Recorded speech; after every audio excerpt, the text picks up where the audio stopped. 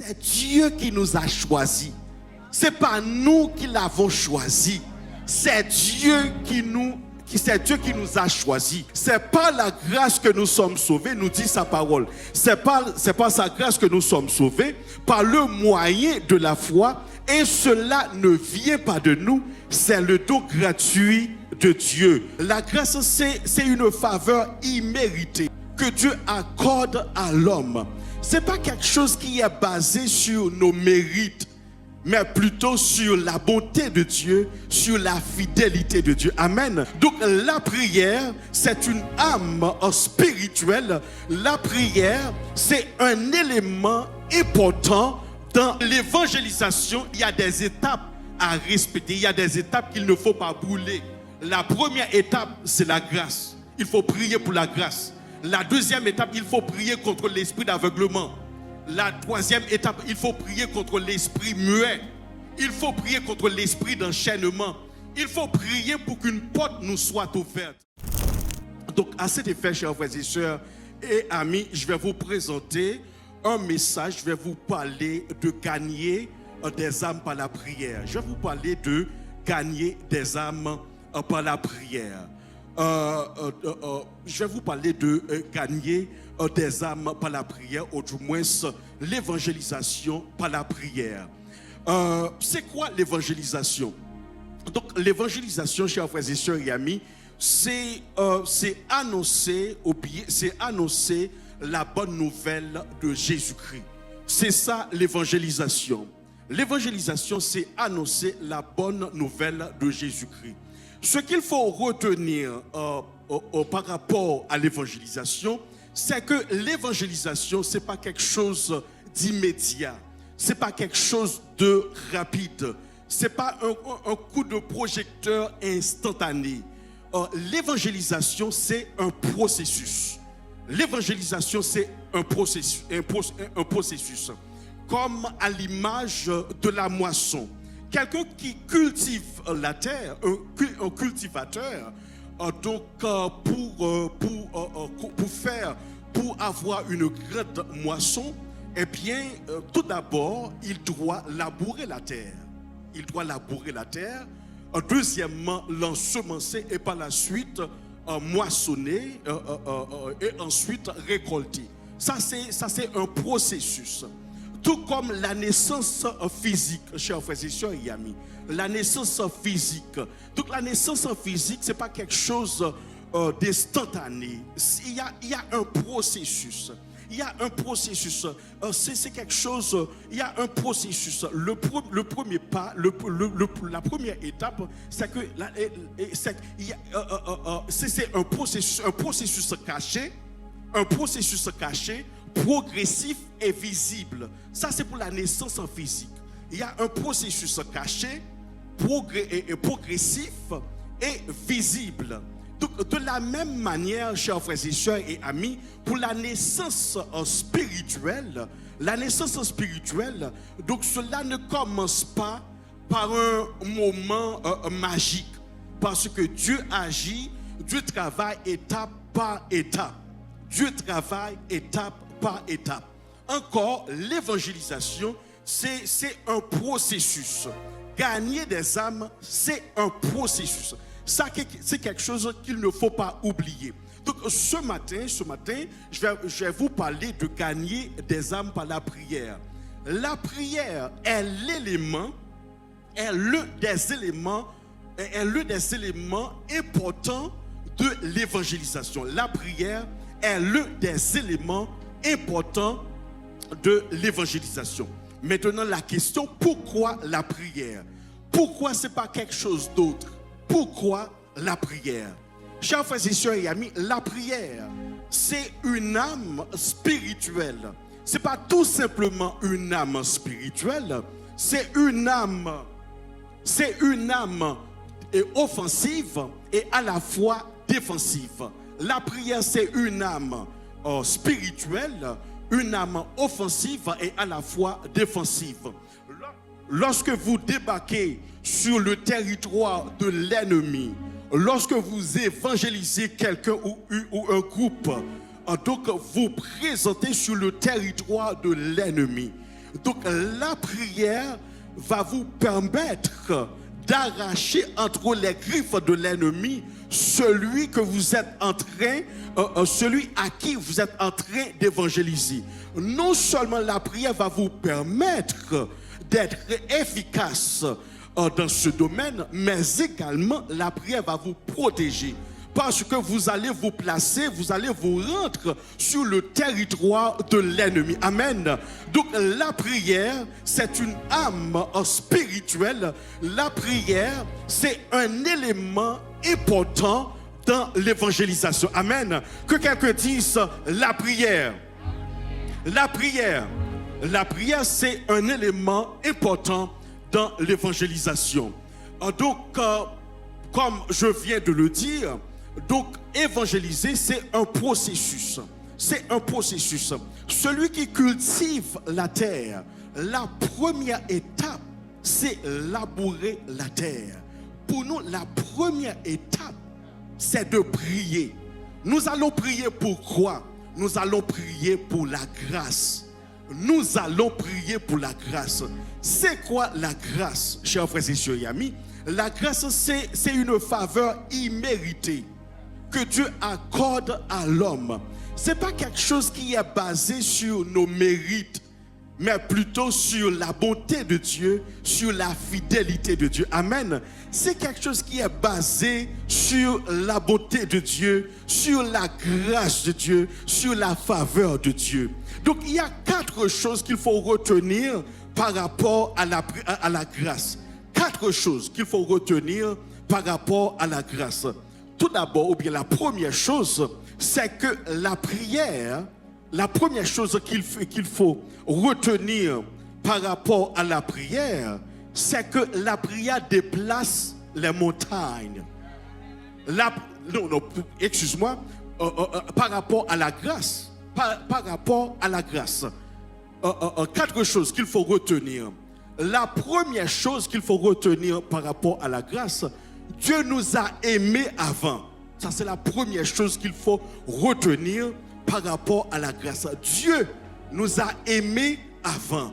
Sa parole nous dit dans Romains, le chapitre 5, le verset 8, Dieu prouve son amour envers nous, en ce que lorsque nous étions pécheurs, Christ est mort pour nous.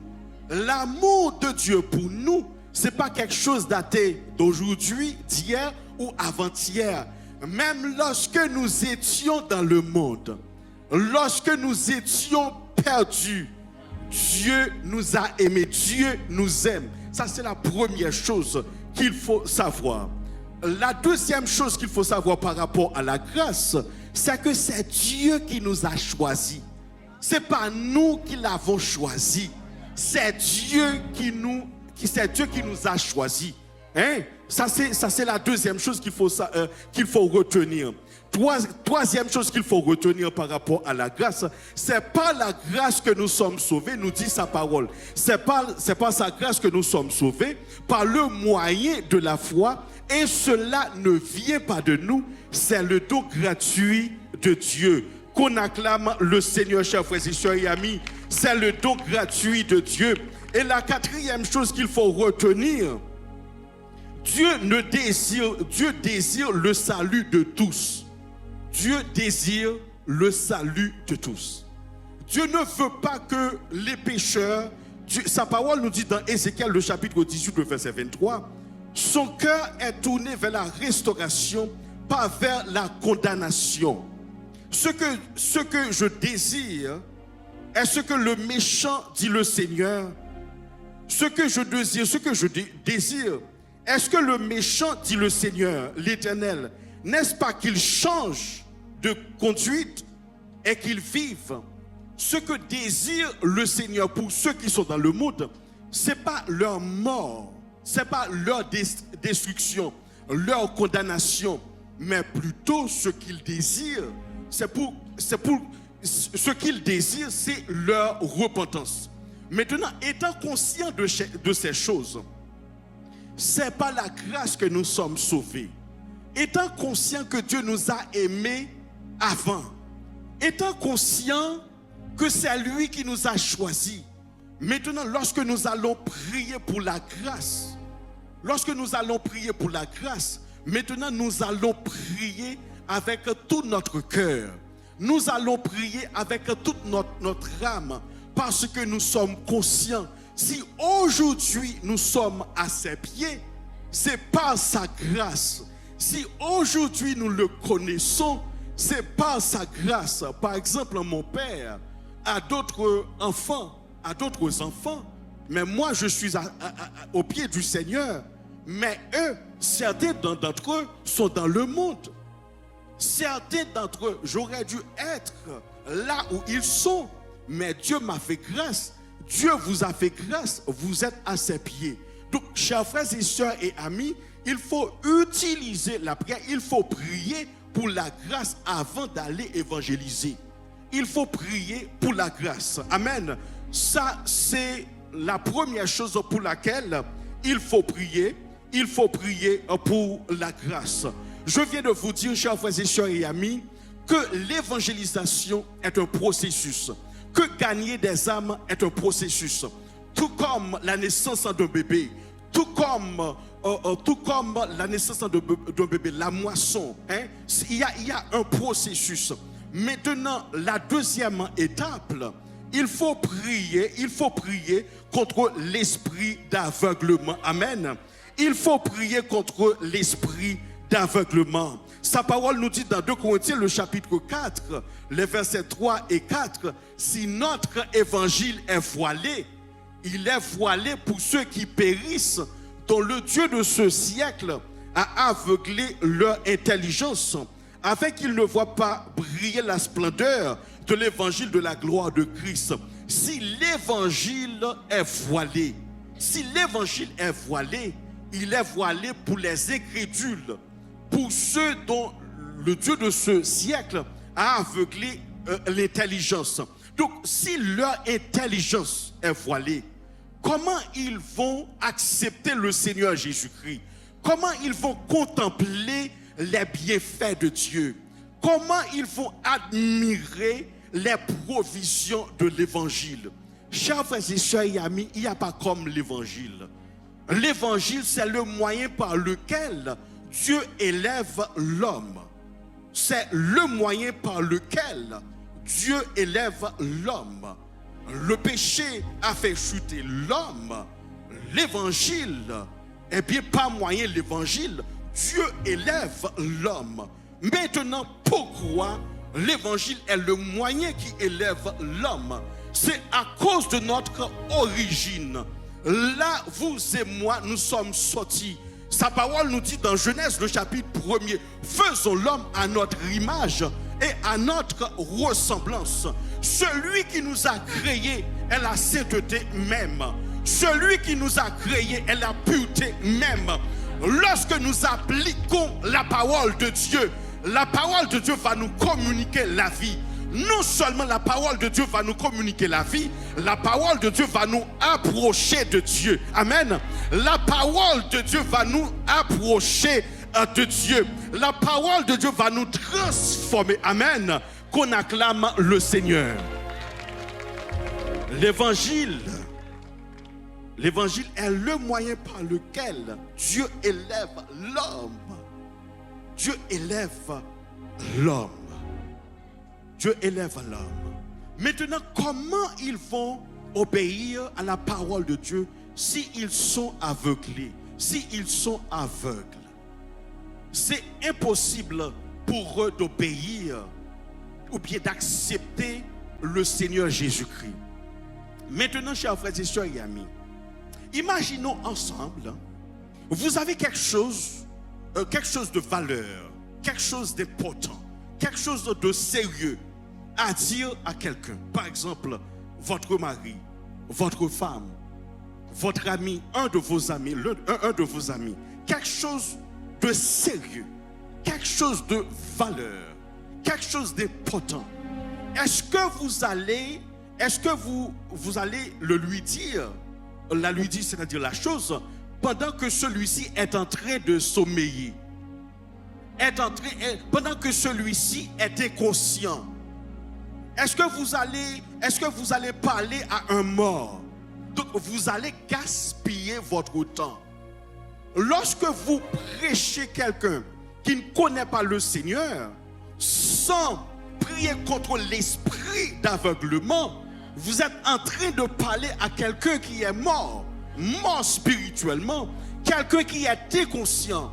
Donc c'est impossible pour celui-ci de vous répondre parce qu'il est en train de dormir.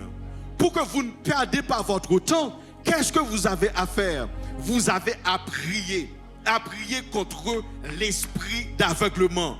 Vous avez à prier parce que votre temps est précieux.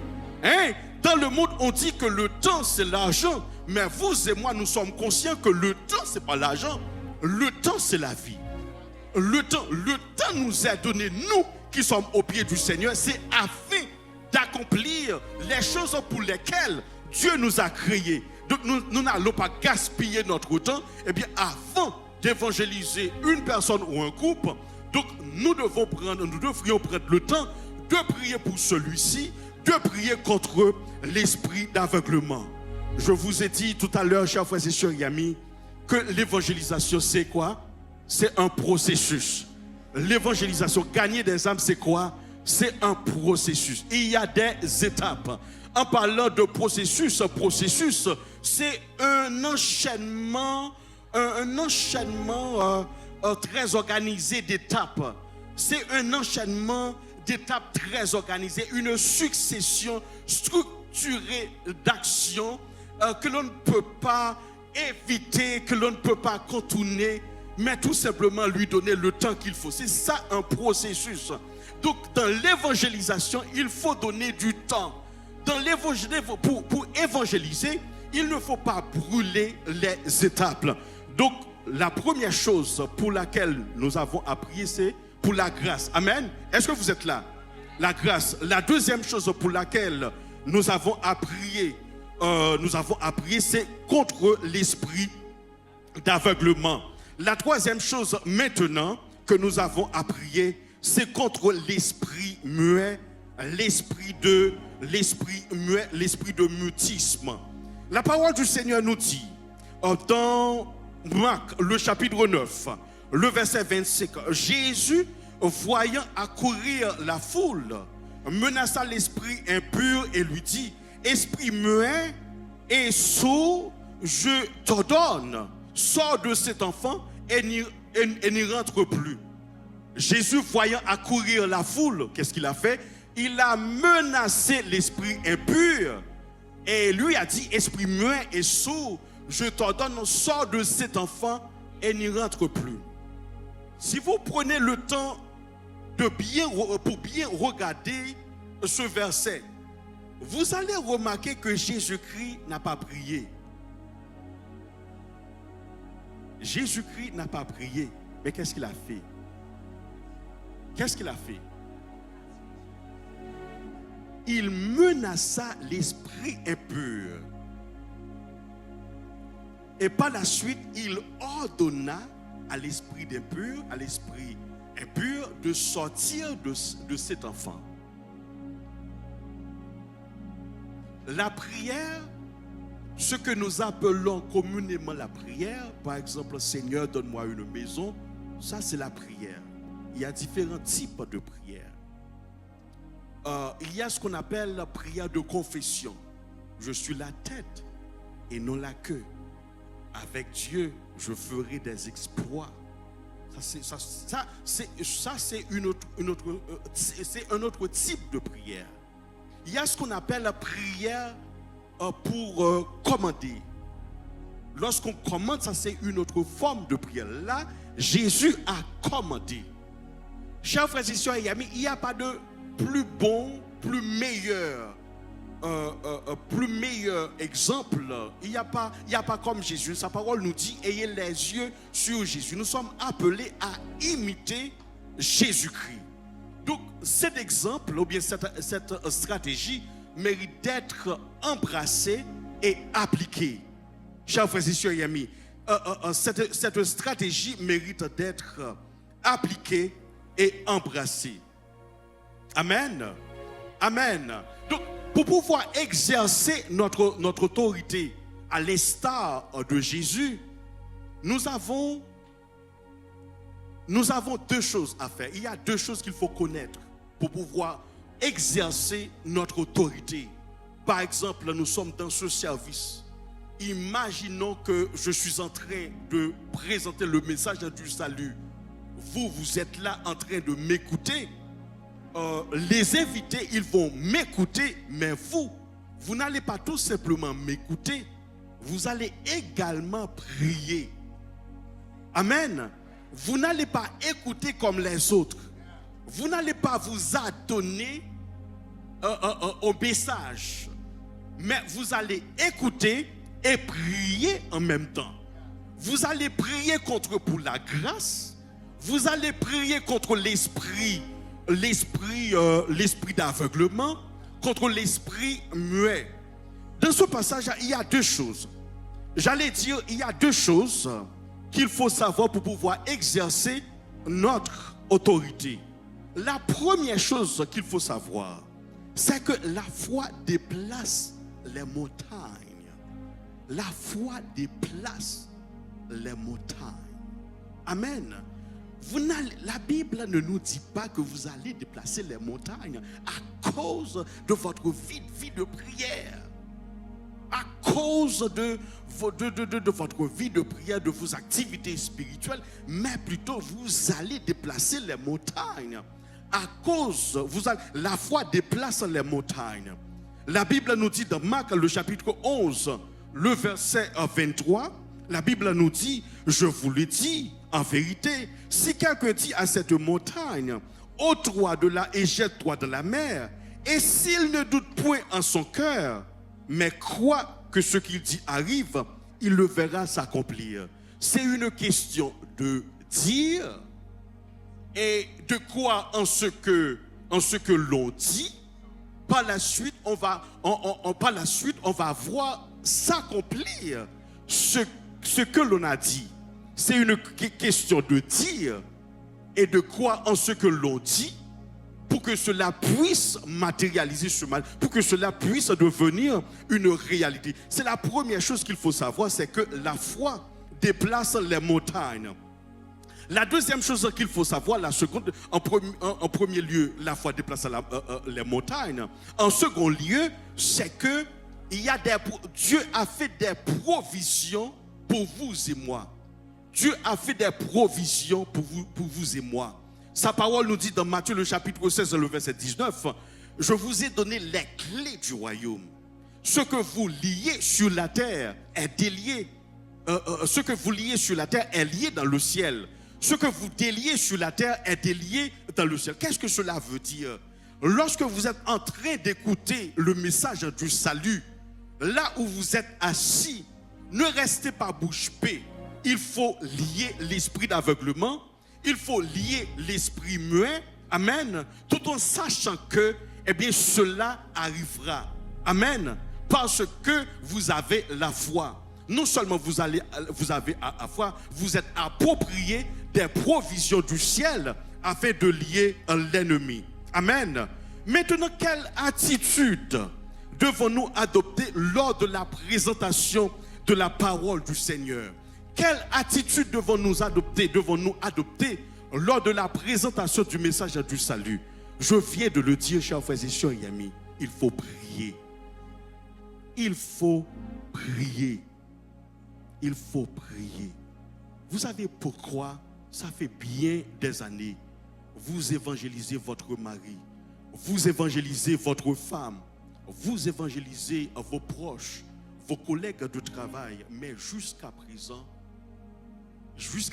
ils n'obéissent pas à la parole du Seigneur. Pourquoi? C'est parce qu'ils sont sous l'emprise de l'esprit d'aveuglement, l'esprit muet, l'esprit d'aveuglement, l'esprit muet. Donc il faut prier. Y a-t-il quelque chose que nous ne pouvons pas faire par la prière? La prière, comme je viens de le dire, est une âme spirituelle. C'est pas n'importe quelle âme, c'est une âme offensive et défensive. Maintenant, l'attitude qu'il faut adopter, c'est de prier. C'est de prier. C'est de commander. Vous allez prier pour la grâce. mais vous allez commander, vous allez prier non seulement pour que Dieu puisse ouvrir leurs yeux, mais vous allez ordonner ou bien commander à l'esprit d'aveuglement, de sortir. Amen. Amen. Maintenant, nous allons voir le dernier point, une autre chose pour laquelle il faut prier. Eh bien, c'est contre l'esprit d'enchaînement. Contre l'esprit d'enchaînement. Chers frères et sœurs et amis, au début, je vous ai dit que l'évangélisation, c'est un processus. Pour celui qui cultive la terre, il y a un processus. Celui qui cultive la terre doit labourer la terre d'abord. Nous autres, avant d'évangéliser, nous avons à prier. Nous avons à prier. Premièrement, nous avons à prier pour la grâce. Deuxièmement, nous avons à prier contre l'esprit d'aveuglement. Troisièmement, nous avons à prier contre l'esprit muet ou bien l'esprit de mutisme. La dernière chose pour laquelle nous avons à prier, c'est contre l'esprit d'enchaînement. Dans 2 Timothée, le chapitre 2, les versets 25 et 26, la parole du Seigneur nous dit: il doit redresser avec douceur les adversaires, dans l'espérance que Dieu leur donnera la repentance pour arriver à la connaissance de la vérité. Et que, revenus à leur bon sens, ils se dégageront des pièges du diable. Il doit redresser, ça c'est apôtre Paul qui est en train de parler à Timothée. Dans ce texte, chers frères et sœurs et amis, il y a deux éléments importants à observer. 2 Timothée, le chapitre 2, les versets 25 et 26. Deux choses à observer. La première chose, c'est qu'il y a un enchaînement. C'est qu'il y a un enchaînement. La deuxième chose qu'il faut observer, la deuxième chose lorsqu'on prend le temps pour observer, c'est qu'on va voir qu'il y a une progression. Il y a une progression. Ok? Cet enchaînement et cette progression se présentent ainsi. Timothée doit présenter le message de la parole du Seigneur. Timothée doit présenter le message de la parole du Seigneur. Pour ceux qui sont dans le monde, avant de venir à la repentance, le message de la parole du Seigneur doit leur présenter, doit leur être présenté avant de venir, avant de parvenir à la connaissance de Dieu. La deuxième chose, c'est après Dieu va leur donner la repentance pour qu'ils puissent venir à la repentance. Amen. Pour qu'ils puissent accepter le Seigneur Jésus-Christ. Ainsi, l'enchaînement spirituel fait partie des pièges de l'ennemi. L'enchaînement spirituel fait partie des pièges de l'ennemi. L'esprit d'aveuglement fait partie des pièges de l'ennemi. L'esprit muet fait partie des pièges de l'ennemi. Et il y a quelque chose d'autre qu'il faut savoir. Le plan de l'ennemi, ce n'est pas de leur rendre aveugle pour un instant. Le plan de l'ennemi, c'est de les garder aveugles tout au long de leur vie. C'est ça le plan de l'ennemi. Il veut les garder aveugles. Tout au long de leur existence. Face à cette réalité, nous déclarons, chers frères et sœurs et amis, que leur âme s'est échappée. Par rapport à nos parents qui ne connaissent pas le Seigneur Jésus-Christ, nous déclarons que leur âme s'est échappée. Hein? Leur âme s'est échappée.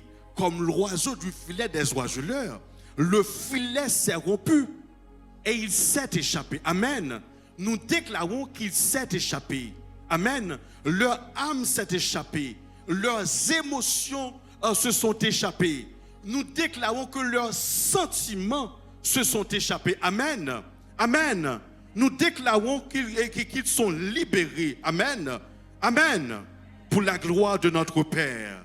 Donc, nous avons à prier contre l'esprit d'enchaînement pour la liberté de leur âme. Et il faut prier pour qu'ils puissent entendre.